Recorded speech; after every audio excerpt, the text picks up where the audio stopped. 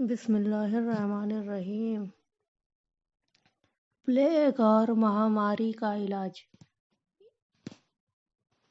کچھ حدیثوں میں ہے کہ نبی کریم صلی اللہ علیہ وسلم نے فرمایا ہے کہ پلیگ ایک طرح کا عذاب ہے جو بنی اسرائیل اور پچھلی امتوں پر بھیجا گیا ہے۔ اس لیے جب آدمی کو معلوم ہو کہ فلاں جگہ پلیگ یا مہاماری کا پرکوپ ہے تو اس جگہ نہیں جانا چاہیے، اور اگر مہاماری اس جگہ موجود ہو جہاں وہ رہتا ہے تو اسے وہاں سے بھاگنا نہیں چاہیے۔ پلیگ سے ان جگہ مہاماری مراد ہے جیسے کہ صراط مستقیم میں درج ہے۔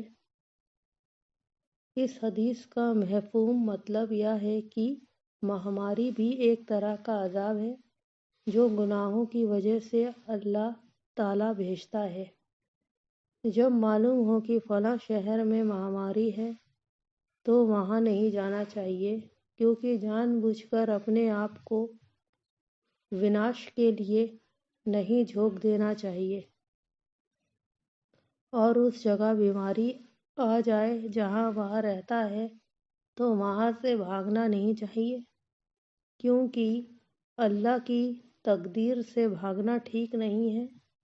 کچھ حدیثوں میں یہ بھی آیا ہے کہ پلیگ و مہاماری شیطان اور جنات کا نشتر ہے، ارتھات جنات انسان کے شریر میں نشتر لگاتے ہیں جس کے کارن انسان کے شریر میں زہر پھیل جاتا ہے اور انسان مرنے لگتے ہیں۔ حکیموں کے انوسار وبا و مہاماری کی حقیقت یہ ہے کہ ہوا زہریلی و دوشت ہو جاتی ہے جس کے کارن انسانی شریر میں زہر داخل ہو جاتا ہے اور لوگ مرنے لگتے ہیں۔ اس حدیث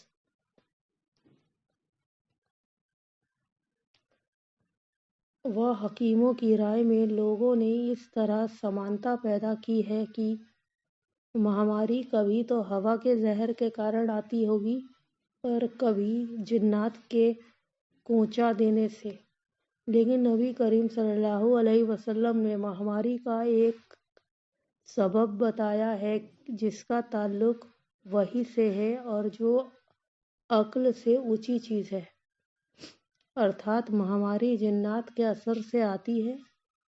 دوسرا کارن جو اس حکیموں نے بتایا ہے، نبی صلی اللہ علیہ وسلم نے اس کا ذکر نہیں فرمایا۔ کچھ علماء نے اس سمبندھ میں یہ جواب دیا ہے کہ مہاماری اگر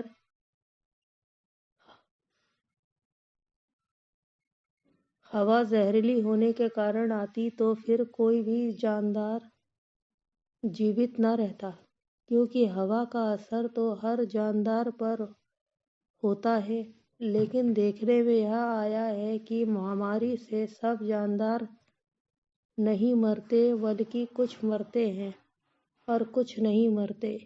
اس بات سے پتہ چلا کہ ہوا کے فساد کے کارن مہاماری نہیں آتی، بلکہ حقیقت وہی ہے جو نبی کریم صلی اللہ علیہ وسلم نے بیان کی ہے کہ جنات کے کھونچے سے ہی مہاماری آتی ہے۔ اگر اس پر کوئی بھی آپتی کرے کہ اللہ کی اس میں کیا حکمت ہے کہ مہاماری لانے کے لیے جنات ہی کو مقرر کیا، کسی دوسری چیز کو مقرر کیوں نہیں کیا، تو اس کا جواب یہ ہے کہ وبا جب آتی ہے تو پرایہ گناہوں کے کارن آتی ہے، مکھیہ روپ سے حرام کاری اور زنا کے کارن ادھک آتی ہے، اور انسان کی عادت ہے کہ ان گناہوں کو کھلے عام نہیں بلکہ لوگوں سے چھپ کر کرتا ہے۔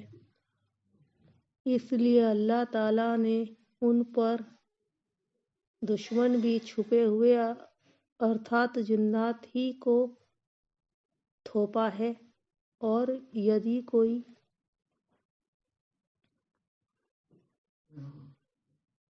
آدمی کہے کہ حرام کاری یا حرام کام تو کچھ ہی لوگ کرتے ہیں تو پھر ساری بستی اور شہر پر کیوں نازل ہوتی ہے؟ اس کا جواب یہ ہے کہ کشتی کو ایک ہی آدمی ڈبوتا ہے، جس کے کارن کشتی کے سارے لوگ ڈوب جاتے ہیں۔ یدی سارے لوگ ڈبونے والے کو منع کریں تو کشتی بچ جاتی ہے۔ اسی طرح بستی اور شہر کے لوگ گنہگار لوگوں کو برائی کرنے سے اگر روکیں تو وہ گناہ سے بچ سکتا ہے اور اس کی وجہ سے وہ بستی و شہر اللہ کے پرکوپ سے بچ جاتا ہے۔ اور یہ جو حدیث شریف میں آیا ہے کہ جس جگہ پر مہاماری ہو اس جگہ مت جاؤ، اور اگر تمہاری جگہ پر مہاماری آ جائے تو وہاں سے مت بھاگو، اس کے بارے میں اگر کوئی یہ کہے کہ منع کرنے کی کیا ضرورت تھی، تو اس کا جواب یہ ہے کہ جان بوجھ کر ایسی جگہ جانا جہاں مہاماری ہو، اپنے آپ کو وناش کے گڑھے میں ڈھکیلنے سے منع کیا گیا ہے، جس کے بارے میں اللہ نے بھی ارشاد فرمایا ہے وَلَا تُلْقُوا بِأَيْدِيكُمْ إِلَى التَّهْلُكَةِ، اپنے کو خود ہلاکت میں نہ ڈالو۔ اس لیے ایسی جگہ جہاں مہاماری ہو وہاں جانے سے منع کیا گیا ہے، اور یہ جو ارشاد ہے کہ جس جگہ مہاماری ہو وہاں سے نہ بھاگو، تو اس میں یہ حکمت ہے کہ مہاماری کا بہت سے لوگ شکار ہو جاتے ہیں۔ ایسی حالت میں اگر بھاگنا ٹھیک ہوتا تو سب لوگ بھاگ جایا کرتے اور بیمار ان کے پیچھے تڑپتے رہ جاتے اور ان کی کوئی خدمت و دیکھ بھال کرنے والا نہ رہتا۔ دوسری حکمت اس میں یہ ہے کہ صبر و بھروسے کی عادت ہو جائے، ارتھات کوئی تکلیف ہو جائے تو سہن کی طاقت پیدا ہو۔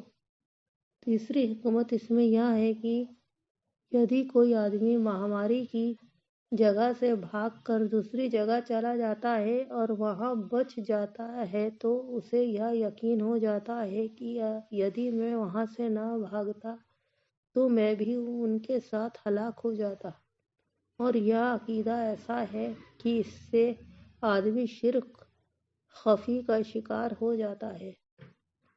اللہ کا ارشاد ہے کہ تم جہاں کہیں بھی ہوگے موت تمہیں آ گھیرے گی۔ اس سے معلوم ہوا کہ مہاماری کے کارن بھاگنے میں کوئی فائدہ نہیں ہے۔ کچھ علماء نے کہا کہ مہاماری کے کارن بھاگنے کو نبی صلی اللہ علیہ وسلم نے اس لیے منع فرمایا ہے کہ مہاماری کی حالت میں زیادہ حرکت کرنا حکمت کی درشٹی سے صحیح نہیں ہے۔ اتیو حکیموں نے لکھا ہے کہ جو آدمی وبا سے بچا رہنا چاہتا ہے اسے چاہیے کہ وبا کے دنوں میں کھانا کم کھائے اور شریر کا ادھک ترل پدارتھ کسی طریقے سے خشک کرے اور محنت کے کام و غسل کرنے سے رکا رہے، کیونکہ خراب پدارتھ اس سے جوش میں آتے ہیں۔ اس لیے اس دنوں سکھ شانتی و آرام سے رہے تاکہ ادھک حرکت کے کارن ترل پدارتھ میں جوش نہ آئے اور یہ مہاماری سے بچا رہے۔ اس سے ثابت ہوا کہ نبی صلی اللہ علیہ وسلم کا منع کرنا بھی مہاماری کے علاجوں میں سے ایک علاج ہے۔ مانو اس حدیث میں جسمانی و روحانی علاج بتائے گئے ہیں۔ روحانی علاج تو صبر و بھروسہ ہے، اور جسمانی علاج حرکت نہ کرنا اور سکون سے رہنا ہے۔ معلوم ہونا چاہیے کہ مہاماری میں شہادت کا درجہ اس لیے ہے کہ یہاں بھی کافر جنات سے جہاد کرنا ہے، کیونکہ نبی کریم صلی اللہ علیہ وسلم کا ارشاد ہے کہ مہاماری تمہارے دشمن جنات کا کوچہ ہے۔ اس حدیث سے پتہ چلا کہ مہاماری لانے پر شیطان مقرر ہے، اور جو جنات مسلمان ہیں وہ ہمیں نہیں ستاتے۔ جس پرکار مسلمانوں کو کافر انسانوں سے جہاد میں بھاگنے کا حکم نہیں ہے، اسی طرح کافر جنات سے بھاگنے کو منع کیا گیا ہے۔ اور یہ بات تو سبھی جانتے ہیں کہ جہاد سے مرنے والے کو شہادت کا درجہ دیا جاتا ہے۔ مہاماری چونکہ گناہ ہونے کے کارن آتی ہے اور گناہ آدمی سے شیطان کراتے ہیں، اس لیے مہاماری لانے پر بھی شیطانوں کو ہی مقرر کیا گیا ہے تاکہ جن کے کہنے سے گناہ کرتے ہیں انہی کے ہاتھوں ہلاک ہوں۔ اس لیے گناہوں سے یتھاسمبھو بچنا چاہیے۔ حدیث شریف میں ہے کہ جس قوم میں زنا رواج پا جائے اس قوم میں موت عام ہو جاتی ہے۔ اس حدیث سے پتہ چلا کہ وبا کو دور کرنے کا بڑا علاج توبہ و استغفار ہے، اور سکی انسبین گلاب کے شربت کے بجائے دعا کا شربت پینا چاہیے۔ حدیث شریف میں ہے کہ جو آدمی استغفار اپنے اوپر لاگو کر لے گا اللہ تعالیٰ اسے ہر دکھ سے نجات دلا دے گا۔ کچھ حدیثوں میں ہے کہ بھیجی گئی بلائیں اور جو ابھی آئی نہیں وہ ساری بلائیں دعا سے ٹل جاتی ہیں۔ مہاماری کے دنوں میں صدقہ و خیرات زیادہ کرنا چاہیے۔ حدیث میں ہے کہ سبحان اللہ کہنا اللہ کے عذاب سے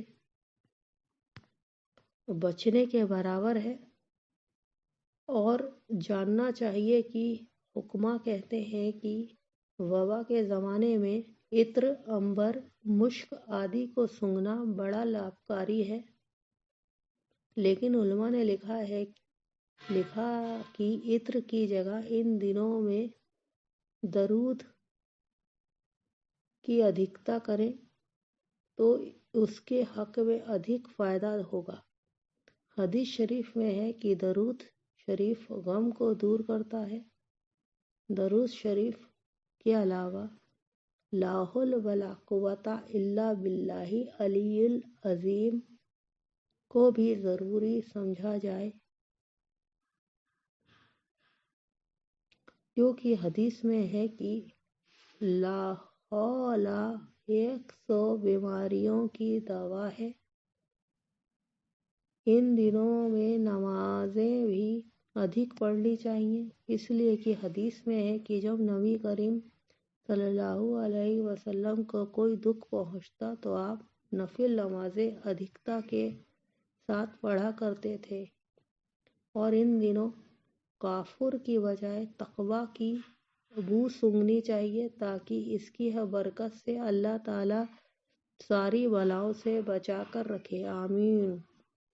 یہ علاج جو ابھی بتائے گئے ہیں یہ تو روحانی اور اصل علاج تھے، لیکن تھوڑے سے جسمانی علاج بھی حکمت کی نظر سے دھیان کیے جاتے ہیں۔